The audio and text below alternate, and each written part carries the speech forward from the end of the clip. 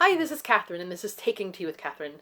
This is Jane Austen Black Tea Blend from Simpson and Vale, which I love, and it's on, theme, not just because I like the taste of it, but because I do, but also because I'm going to talk a little bit about Jane Austen, a little bit, and I decided to do a Friday reads today, because it's Friday, right? So I'll tell you a little bit what I've been reading, what I'm about to read, etc. Before I begin, I'm going to do a little rant. I hope it's not an angry rant because I consider this channel to be cheerful and cozy and relaxing. But I do rant, right, sometimes. So, I'm just going to say my thing. I'm going to tell you what happened a few days earlier. So, again, I live in New York. And a city like New York is not like places where you say it's a city, but you basically drive everywhere. Or you have an apartment, but you also have a backyard or a garden or something that you can use. No, New York, especially where I live in New York, Queens, which, by the way, is a place where you don't want to go near people because it's one of the big epicenters of the virus. There's almost no private outdoor space. I'm finding that even when I go out to take the garbage out, which is literally just in front of my apartment, which is a step outside, and I think, oh, I'll stand out for a moment and breathe in some fresh air. It's almost impossible because there's always someone standing outside smoking. So I have found it frustrating, but I realize that I have to do my thing and stay indoors whenever. I do not go outdoors for pleasure anymore. I only go outdoors for errands that I need to do, and I'm going to do that until this whole deal is lifted. Is it frustrating? Yes, I miss my walks terribly. I miss my walks. I miss going to the shops and the cafes. And I even miss going to my office to work sometimes, which is crazy because I don't really enjoy my commute to Midtown Manhattan, but you'd be surprised what you miss. That being said, I went out for even though, yes, I went out earlier this week because I had to get my cat, but that was not planned. I understand there are things that come up. But emergencies happen, or not, that wasn't an emergency, but it was a thing I needed to do.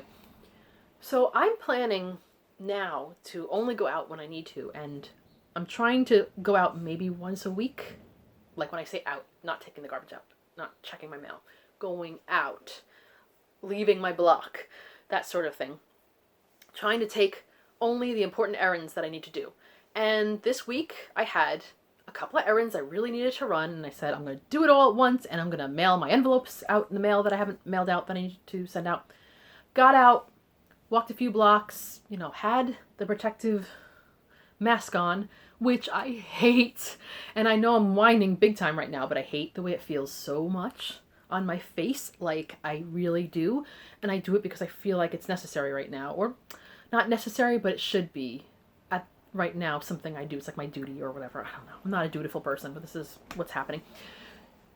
So I did everything, and then it was like when I was halfway through my errands, I realized I forgot to mail my envelopes. So when I got home, took care of things at home, I took off my gloves, threw them out, whatever. I said, you know what? I want to get those letters out. There's a mailbox a block and a half from where I live. I can just go straight out, avoid people, and just post the mail, come home and do all my hand washing or whatever. Pretty good plan. I was halfway down my block. Again, no gloves, no mask, because again, block and a half. When a jogger passes me, doesn't wait for me to move because of course their jogging is much more important. Goes past me about 3 feet away, panting, nothing on her face either. Panting and going. And I didn't say anything because I didn't want to lose my temper in public. I don't like to get angry at people at all. But I was trying to fight myself from grinding my teeth because I find when I get frustrated I do that. And I already lost the crown of my molar up here, and I don't want to lose the other one. And I don't know if it's because of grinding my teeth or if it's just that it happened, but this was the worst possible time for it to happen because now I have to eat on this side of my mouth. And what dentist is open right now for anything right now. But so I'm like, okay, self-control, be good. But here's my little PSA for everybody. I know some of you have different circumstances, but if you live the way I live, I know being in an apartment, especially if you live with other people, especially if you don't have a lot of space, it's frustrating. You want exercise. I understand that. How much exercise do you need that you can't do indoors? First of all, though. Second of all, if you go out to jog, try to find an earlier time of day. I did so when I was jogging briefly before I got injured because I didn't do it right. But try to find time of day that you know there are fewer people out so that you won't risk overtaking someone on the road who is not happy about the situation. And if you see someone in front of you, don't try to run past them panting out loud where I could totally hear it and I could probably, feel it if I was. But I don't know, it upset me because I have a lot of friends who are runners who have been in marathons. I totally respect them. I totally am happy that they do that. She did not look like someone who was training for a marathon. She just didn't. She just looked like someone who wanted to do what she wanted to do. And so that made me more angry because I felt like it was selfish, like we're all having to make sacrifices right now. It is extremely frustrating. I know some people do actually run for their mental health too. Again, I get that. Do it a different time. And if you do it, respect other people. See, I have a bigger prejudice because a few years back, it had snowed or whatever, and my block had been very icy. So when I was coming home from work, I think I was wearing okay shoes, but I have issues balancing. I've mentioned that before, but negotiating this street, I was having a very difficult time walking, and as I was trying to, there was a jogger right behind me that almost knocked me down trying to get past me. So I think I have a prejudice against joggers in general because I'm honestly, I between joggers and bikers, because people, not bikers, bicyclists, a lot of people, I find like when I'm crossing the street, I have people on bicycles that are almost knocking me down too, that are running the light. That happened too when I went out. I'm trying not to be like that. I'm not trying to get angry at people just for doing what they want to do or can do for exercise or whatever, but just please be considerate of others. If you guys are one of these people, please be considerate of people like me. I do not want to get breathed on and maybe catch whatever you might be carrying, and then I'm sick with my asthma. No, thank you. So, rant over. So yeah, I know I hope if you've bearing with me long enough, thank you. Now we are calm and we're going to talk about reads. So I'll talk about first what I finished, and this, it's down here. It fell on the floor. My cats. This was great. This was Jane Austen by Jill Hornby, because I think it's short for Jillian. So Jill Hornby. And I loved it. I gave it 5 out of 5 stars. One time I saw like a name error, when they called someone who had one last name, they called them by the wrong last name. And then one time it was missing a period or something, punctuation somewhere. I mean, like, I'm not going to take away stars for these things. There were very few errors, and this is great packaging, by the way. What a beautiful book, right? And look, I didn't manage to make a lot of damage to this book, so good altogether, right? I loved it. So when I say that, though, I was interested in the take of this book, because I read a lot of biographies on Jane Austen and about her time period. I've read all her books, all her writings that I could possibly think of. I'm pretty sure I've read. And I've read also books about like novels that were based on the relationship between Jane Austen and her sister Cassandra. So I think I know, not as an expert, but I think I know pretty much about Jane Austen. And this book did a take on her that was just so slightly different, not in a bad way, just in a, okay. They made her a little more fragile mentally, I guess. Slightly physically too, but mostly mentally.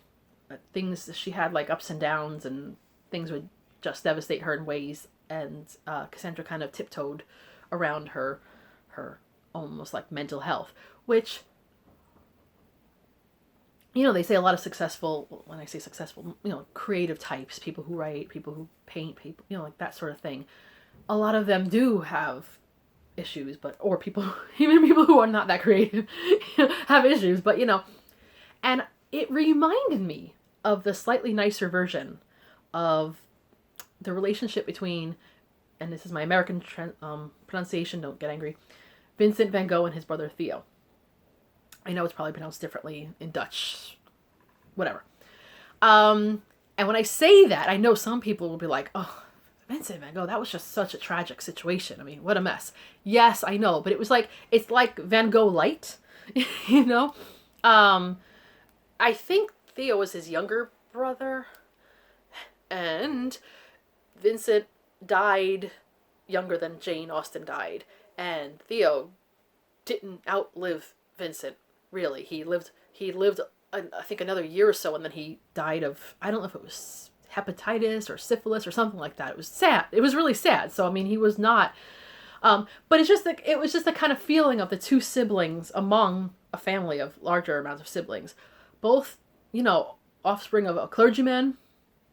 So that's something common, who also died kind of suddenly and sadly. I know you could say, okay, that's basically where it ends, but I feel like, whereas Theo kind of was more, I mean, he had a wife and kids, maybe one kid, I can't remember. I think he still has descendants though, but he was more like together as a person. Like he was able to keep business matters going. He kind of kept his brother going in a lot of ways. Whereas Cassandra was a woman at the time who, I mean, the only reason she had anything financially was that she had some sort of bequest made by her fiance, who died before they could get married, Tom Fowle. So she had a little money of her own, but she wasn't rich. But she kind of, why I'm saying this is that this book makes me feel like Cassandra's given that kind of role of sort of almost sacrificing for her sister's well-being and for her writing, just as Theo kind of sacrificed and gave of himself for his brother. So I don't know if anyone else has that connection or not, but I felt like it. So this is basically an older, so Miss Austen is not Jane Austen, it's Cassandra Austen, an older Cassandra Austen, going over to the family of her former fiance, as they are leaving their longtime home. And basically her mission is to get a hold of letters that Jane wrote to one of the family. Because if you know anything about the Jane Austen legacy, Cassandra loved her sister so much, but she was protective of her memory. She knew that people were probably going to have questions about Jane Austen and what she was like. And there are a good number of letters that have survived from her, so we know a little bit about her personality, but Cassandra destroyed a ton of correspondence.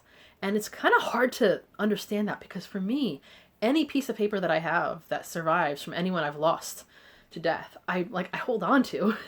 And I mean, anything. So I understand that I don't have a famous relative whose personality or history could be exploited for other people. And it was a totally different time, but it has put Cassandra Austen in a historical position where people vilify her a lot. They say, she had no right to do that, she's taken away so much of what we could have known from Jane Austen. I don't know. I don't know which side to take, because this novel, you do understand why she does that, but you also understand that she had her reasons, other people would have other reasons. But it's interesting, because it's not just her trying to get a hold of these letters and so that she could go through them and destroy them, and then it's a dual timeline, so it goes back to the time period that these letters were written. So you have a little bit of a fictionalized narrative of Jane Austen's life, so that's pretty cool, and Cassandra's life too. But you also have what life might have been like for someone who had never married, and it is interesting. Again, going back to the Van Gogh comparison, it was a little different. The Van Goghs, I don't know. It was a much bleaker situation, but the Austens, the women, the female Austens, that were not married, and I'm including Jane Austen's mother because she became widowed later on. They did have a threat in their life when, who was going to look after them. They did have tons of brothers that were, not going to leave them to starve, but they couldn't just decide, this is what I want in my life, and this is what we're going to do to have a better life. They had to really depend on other people's generosity. And they were kind of helpless in a lot of ways. Even though Jane Austen did make a career for herself, she had to sacrifice some things for that. Like, for instance, a happy married life, which maybe for her wouldn't have been a good thing. So, I don't know. It was an interesting look at women of the time and how being an unmarried person, being a widow was a sad thing. But if you were set up and you were a set up widow, that might have been okay.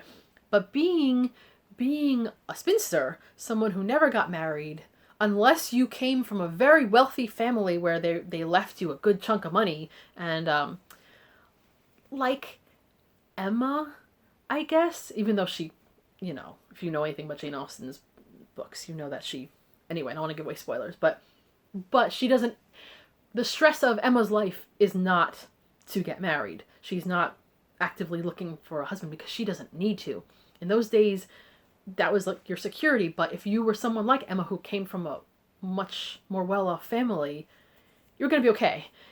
You may have also had not too many choices. She had to look after her father in a lot of ways, who was a hypochondriac. But it was a much more luxurious life than other people who didn't have as much money. So I'm not saying being single as a woman was a complete doom, but of that particular class of not well off, but not dirt poor, you didn't have a lot of opportunities. So it was interesting to, I keep saying interesting, but it was a good look back at that time and how women could have been viewed and how they viewed themselves. And there was a dog, a really fun dog in this book that was that kind of made the story for me. So yeah, that was what I actually read in entirety in the past week. I haven't finished anything else. I started Poetry Will Save Your Life, which I mentioned in my TBR, by Jill Bialowski. It is a memoir, but what I like, considering this is Poetry Month, is that it actually lists, there's cat hair on this thing, it actually goes into different poems too. So you actually can read poetry and look into it a little bit while you're reading this memoir. I'm going to return this weekend to where I left off in Five Little Pigs, the Poirot mystery. It is good, but then once I started Miss Austen, I just kind of veered off. And I think I'm going to continue, because I have so many books. I have Dombey and Son. I'm still reading. My sister has overtaken me in this again. But I think I'm going to read Ring the Hill again. I'm going to get back to Ring the Hill from Tom Cox. It feels like the thing to do. Has a lot of outdoor narrative, and because I'm limited to my outdoor activity, it's nice to kind of live it vicariously. Did you hear that? The mug just hit my teeth. I gotta watch these teeth because this is not the time to have any more dental emergencies. Oh my goodness. So, I hope I haven't been too ranty today, and I hope I made some bit of sense. I'm trying to not go mental being indoors all this time.